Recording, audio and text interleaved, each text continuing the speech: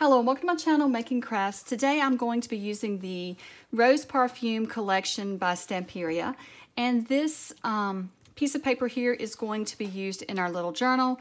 And it's from the 12 by 12 pack. And I'm also going to be using some of the fabric from the fabric pack. You get 4 pieces of fabric in the pack.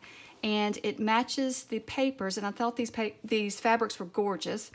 Now the fabric is really thin, it has like a rayon feel, so we're going to back our fabric with some of this Pellon interfacing, and I'm not real familiar with all these different ones. This is just one that it's called an iron-on stabilizer, and this is one I picked up from Walmart, and I bought a yard of it, and it's lasted me through several projects, and I still have plenty left, so it wasn't that expensive. So I'm going to start out by cutting my fabric, and I'm going to cut it 9 3/4 by 11. So you want it to have it 9 3/4 tall by 11 wide. Now, if you have a rotary cutter, you could use it now if you wanted to. What I've decided to do is just to use a ruler, draw a line, and cut mine with my scissors. It didn't have to be, it's nothing really precise. It had to be just close enough because we're going to turn this inside out, and you'll see what I'm talking about in a moment. So the edges will be fine. So then I cut the interfacing, 2 pieces of interfacing and 2 pieces of fabric to the 9 3/4 by 11. So you want to make sure that you turn your interfacing facing up with this shiny side up, the side with the glue on it, and then you want to lay your fabric on top of that glue. Now be careful with your iron because this is like a rayon feel fabric. I'm not really sure what it's made out of, but you want to be careful so that you don't melt it. So I was really, I went really slow with my iron at first to make sure that it wasn't going to burn it or melt it, and I didn't have any problems. But with this iron, it's a very new iron that I bought, a little craft iron. I have no idea what any of the settings are. I just turn it on and just use it, so I can't really tell you which settings to use for this one, because with my household iron it actually has fabric types on it, and you can just set it to that.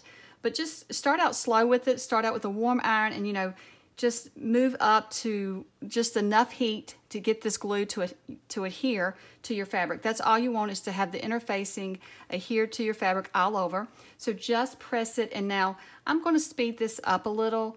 I'm not going to show you how long I did it because it goes on for a little bit, but I did take several minutes on each piece, making sure that I press the fabric down, and I do use a bit of pressure on the fabric, but you want to just make sure that you slowly press it down, and the instructions that come with it tell you how to how long to hold it down and everything. I didn't follow those this time because I've used it before, and so I kind of have a feel now for when it's finally attached, so I didn't worry about that, but just follow the directions if you need to. Now be careful with this because you do have the glue facing up. You could get that on your iron, so you don't want to go along. You can see some of mine's hanging over the edges, so I'm trying to be careful not to get onto that glue. Also, if you turned it down, you would get glue on your little ironing board.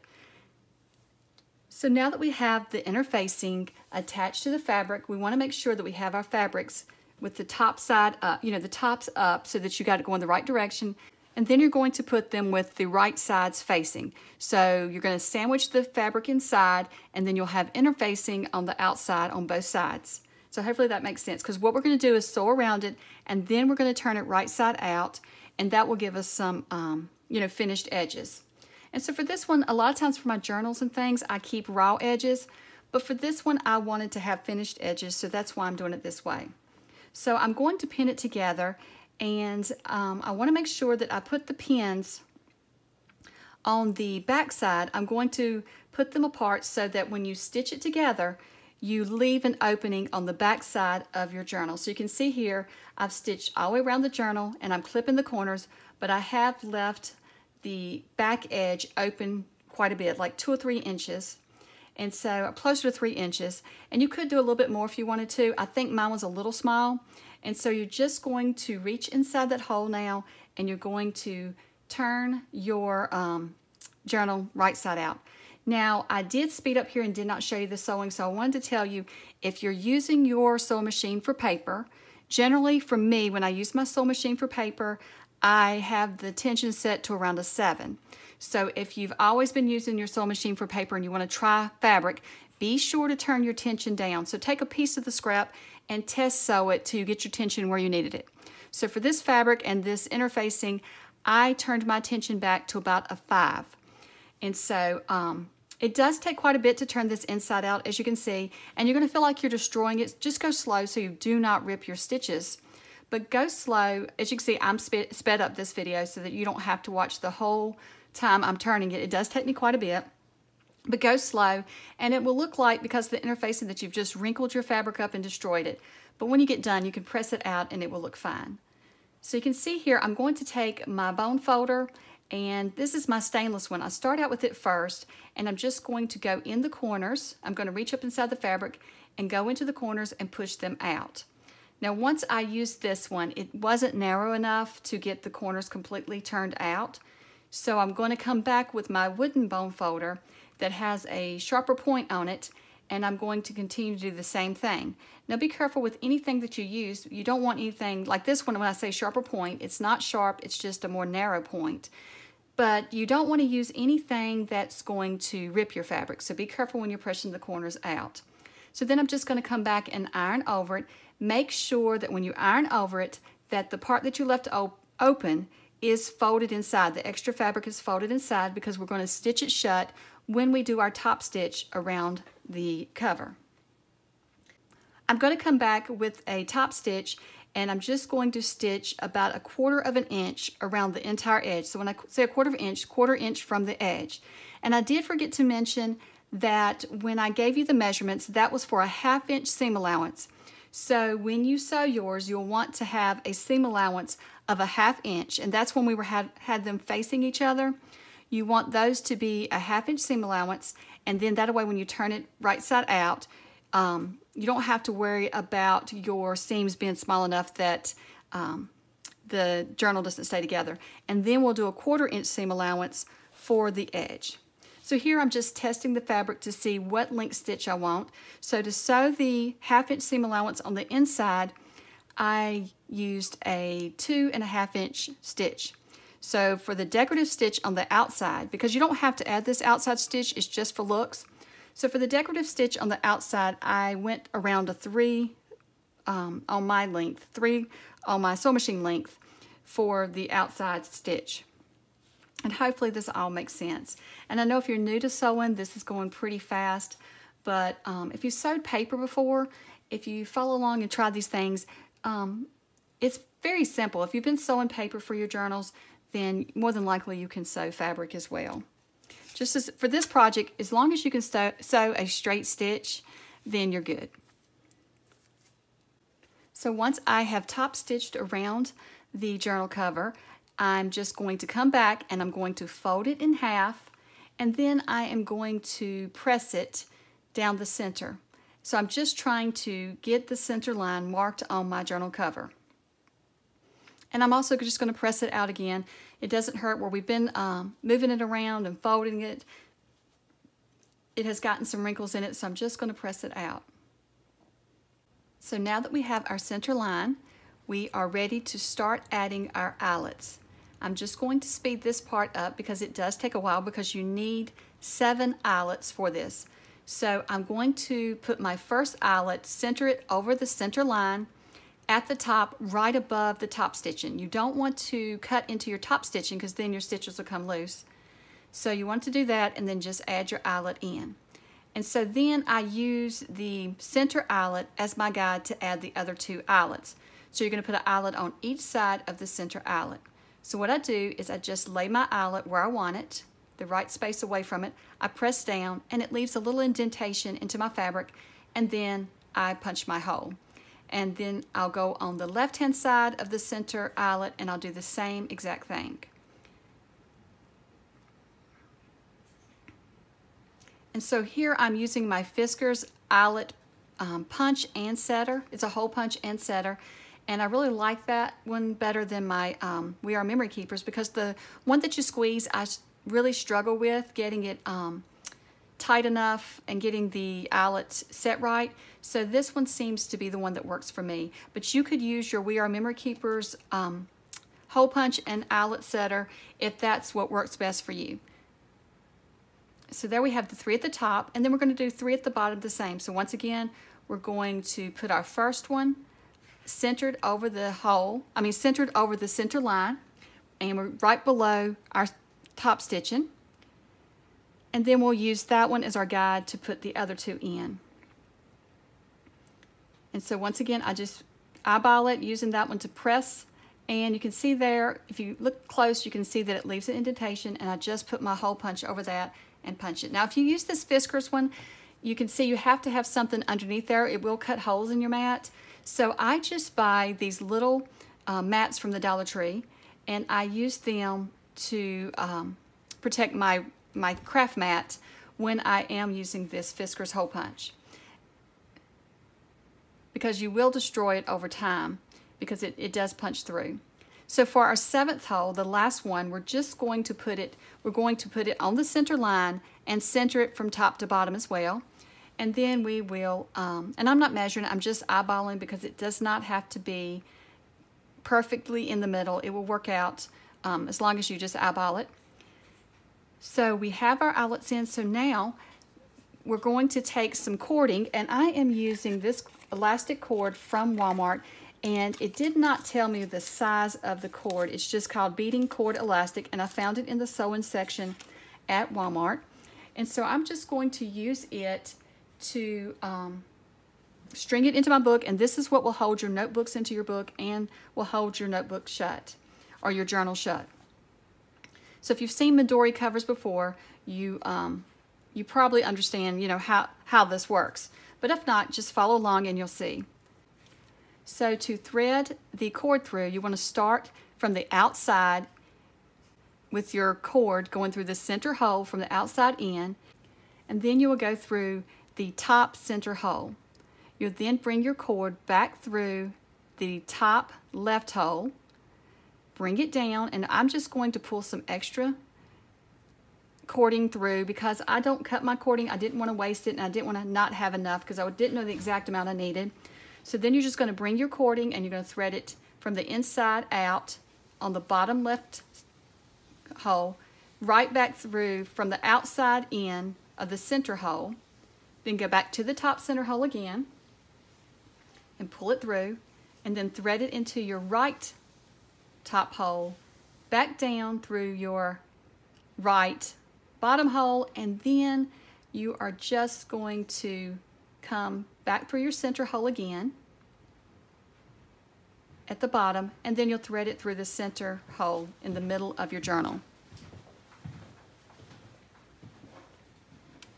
So now once you have this, I'm just going to trim it at this length and tie the ends, and then I am going to adjust mine later, but you can just adjust it for how tight you want your notebook. So you see here, I pulled mine a little tight. You don't want to pull it so tight that your journal cover is all bunched up, but you will want it tight enough to hold your notebooks in, but you can adjust that once you put your notebooks in.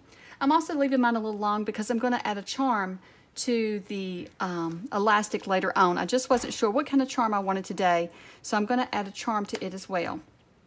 Okay, so then this is how it closes, and so there where it's tied shut, hanging down, I think I'll add a charm there, or I may just leave it like it is. I love the simplicity of it, but a charm would look good.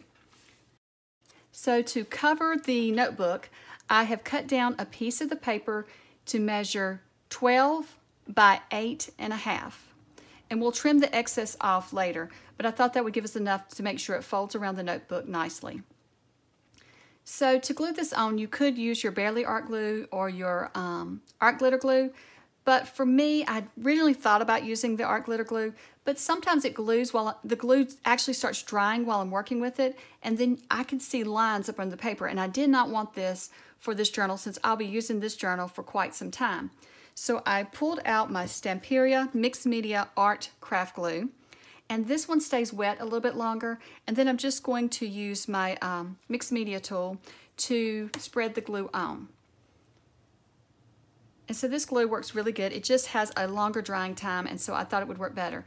Now, as you can see, when I first start out, I am just adding the glue, and I'm trying to get it on the edges, but I'm trying to be careful and hold it open so that the glue does not get on my notebook pages.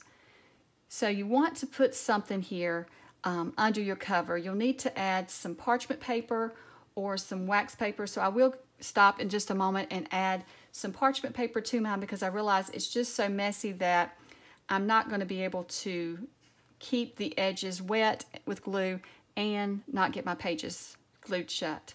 So be sure to put something in there. You can even use a piece of scrap paper. The reason I use parchment paper or wax paper is because, especially parchment paper, it doesn't seem to glue to anything. You know, it's slick enough that it won't glue to the inside cover, where another piece of paper might just glue to the inside cover. So this is just a small piece of parchment paper from the kitchen. And so I'm just adding it, and that way I can get the glue onto my edges really good so that my cover doesn't come loose.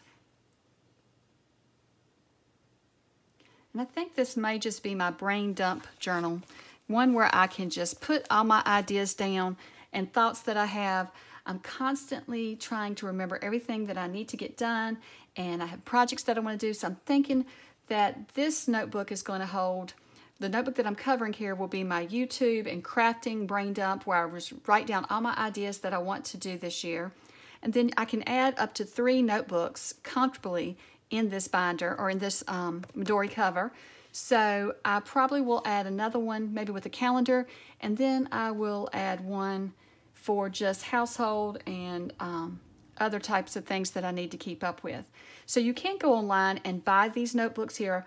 This notebook came from Amazon, but if I did not have this one, I would have just made my own notebook. So you could do that. Instead of covering a notebook, just get you some paper together, you know, fold it in half like we do for our journals, and just use this cardstock for the cover. And I may do that for one of my other brain dumps because I don't have a lot of these journal covers left. So I may just do that. I've also went online before and printed this size calendars, and then you can put them together and you have yourself a little planner. And so I have done that myself, and you just use this cardstock for the cover. Instead of using the brown craft cover, you would just take the cardstock from the paper pack and make yourself a little planner that would fit inside of this. So you could put at least 3 in here. For this size, I've never tried more than 3 because I had a leather one like this last year that we made, but I wanted to try this fabric one, and so I've never needed more than 3, so I'd have to try it to let you know how many more could go. But I think 3 is a good number, 2 plain notebooks and then 1 planner.